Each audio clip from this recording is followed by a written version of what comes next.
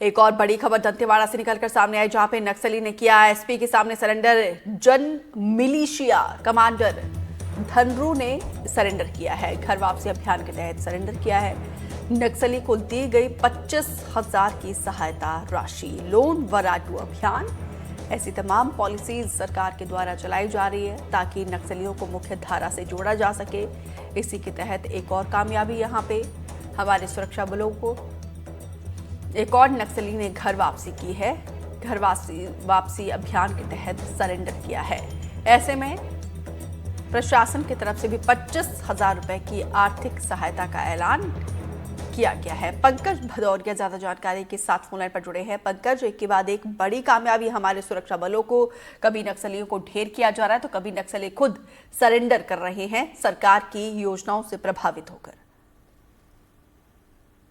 बिल्कुल, सरकार की योजनाओं से प्रभावित होकर के नक्सली लगातार सरेंडर कर रहे हैं। या जो नक्सली है पूर्वी बस्तर डिवीजन की जो बयानार एरिया कमेटी में सक्रिय था, जनरल मिलिशिया कमांडर था धनरू, जिस पर 1 लाख रुपए के इनाम से इसने सरेंडर किया है। सरकार की एक योजना चलाई जा रही है, लोन वराटू अभियान समर्पण के तहत। यह काफी कारगर योजना है, जिसके तहत अब तक 206 इनामी नक्सली सहित 884 नक्सलियों ने सरेंडर कर चुका है। साथ में मैं ये भी बता दूं कि ये जो पूर्वी बस्तर डिवीजन बयानार की एरिया कमेटी में जो सक्रिय नक्सली था, इसे समर्पण के साथ ही दंतेवाड़ा एसपी गौरव राय ने 25,000 रुपए की सहायता राशि दी है। साथ में ये भी कहा है कि सरकार की समर्पण नीति के तहत जो भी योजनाओं में लाभ मिलता है वो इसे दिया जाएगा। तो कहीं ना कहीं देखने को मिल रहा है कि इस तरीके से मतलब लगातार सरेंडर, समर्पण और गिरफ्तारियां हो रही है, तो नक्सली पूरी तरीके से बैकफुट में। जी बिल्कुल, बहुत बहुत शुक्रिया विस्तार से जानकारी देने के लिए।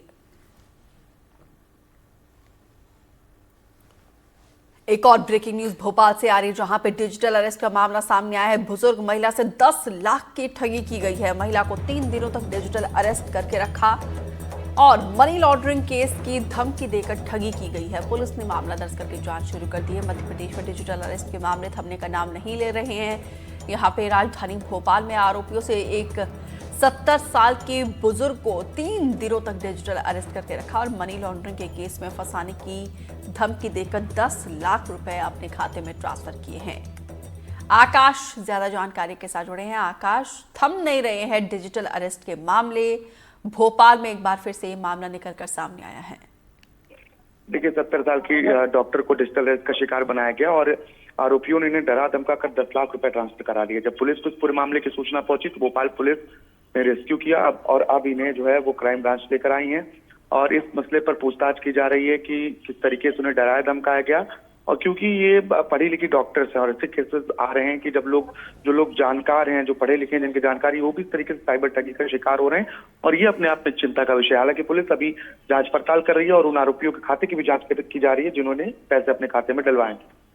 आकाश, ताज्जुब की बात यह है कि जो पढ़े लिखे लोग हैं, जिनको, और डॉक्टर्स तो वैसे भी बड़ा अपने आप को जागरूक समाज डॉक्टर का होता है, तो इसके बावजूद ये मामले क्यों सामने आ रहे हैं? जागरूकता इस मसले पर नहीं फैल पाई है कि डिजिटल अरेस्ट जैसे प्रावधान नहीं है, इसलिए प्रधानमंत्री तक को अपनी मन की बात में जिक्र करना पड़ता है कि डिजिटल अरेस्ट जैसे प्रावधान नहीं है और लोगों की जागरूकता के अभाव में इस तरीके के जालसाज है उनके चक्कर में फंसते हैं और ठगी का शिकार भी होते हैं। बहुत शुक्रिया जानकारी देने के लिए।